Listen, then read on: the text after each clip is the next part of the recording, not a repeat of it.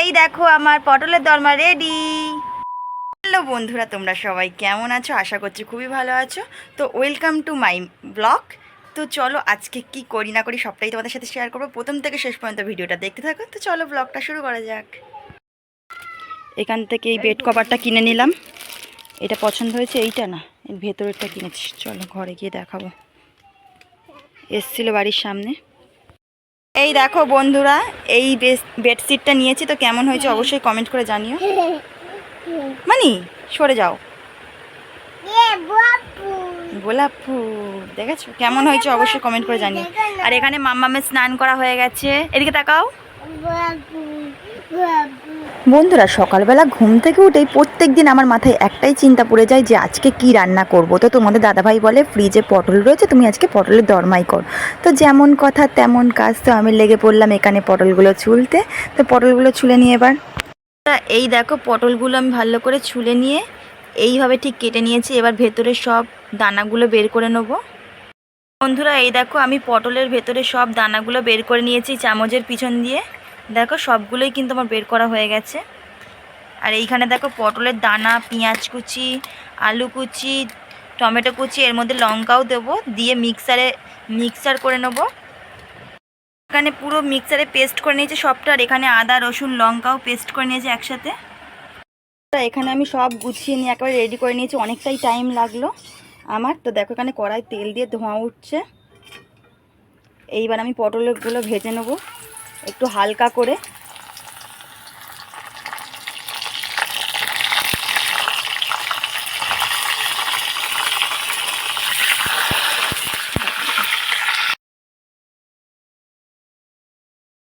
আর এখানে দেখতেই পাচ্ছ আমি পটলগুলো হালকা করে ভেজে একদম তুলে নিয়েছি। তারপর সেই তেলেই আমি শুকনো লঙ্কা তেজপাতা দিয়ে দিয়েছি। এবার মশলাটা আমি দিয়ে দেবো সবটা। আর দিয়েছে ধপ করে উঠেছে, ভয় লেগে গেছে।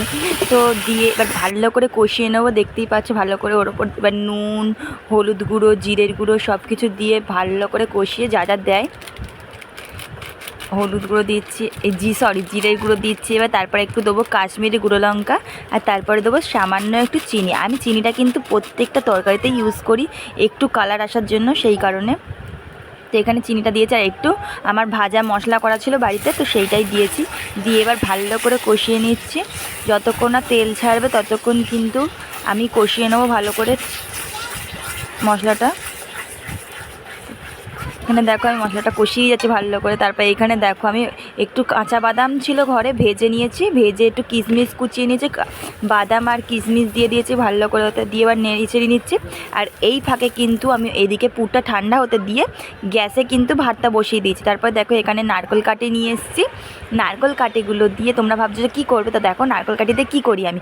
এখানে ভালো করে পুর ভরে নিয়েছি। পুর ভরে এর মুখে মানে মুখটা চাপা দিয়ে, পটলের মুখটা চাপা দিয়ে এর মধ্যে নারকেল কাটি ঢুকিয়ে দিয়েছি। একে একে আমি বন্ধুরা দেখো আমার সব পটলগুলোতে পুর ঢোকানো হয়ে গেছে।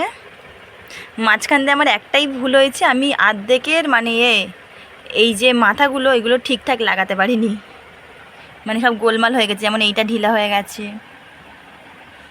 সব ভাজা করেছি তো কার মাথা কোনটা বোঝাই যাচ্ছে না, এইটা আবার ঢুকে গেছে।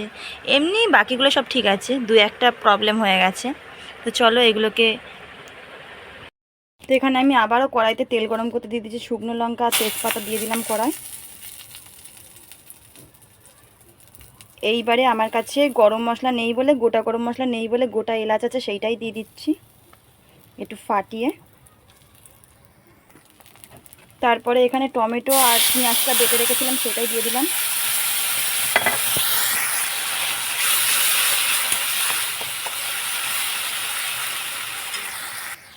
ঠিক খানিকক্ষণ পরে আদা রসুন আর শুকনো লঙ্কা পেস্ট দিয়ে দিলাম।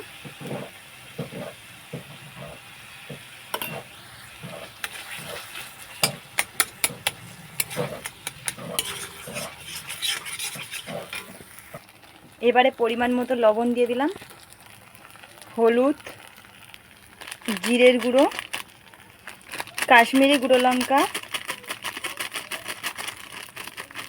এটা শেষের পথে ওই জন্য পড়ছে না। কাশ্মীরি গুঁড়ো লঙ্কা যেটুকু ছিল সবটাই দিয়ে দিয়েছি। আর এখানে একটু সামান্য চিনি। চিনিটা আমি সব রান্নায় ব্যবহার করি। এবারে সামান্য একটু টক দই দেবো।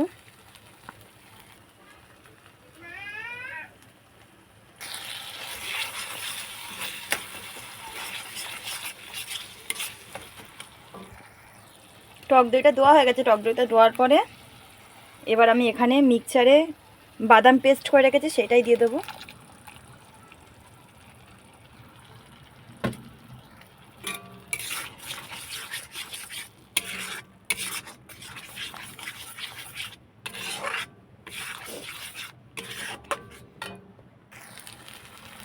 তো দেখতেই পাচ্ছ একদম তেল ছেড়ে দিয়েছে মশলাটা। এবার আমি একটু হালকা জল দিয়ে দেবো, সামান্য, বেশি না।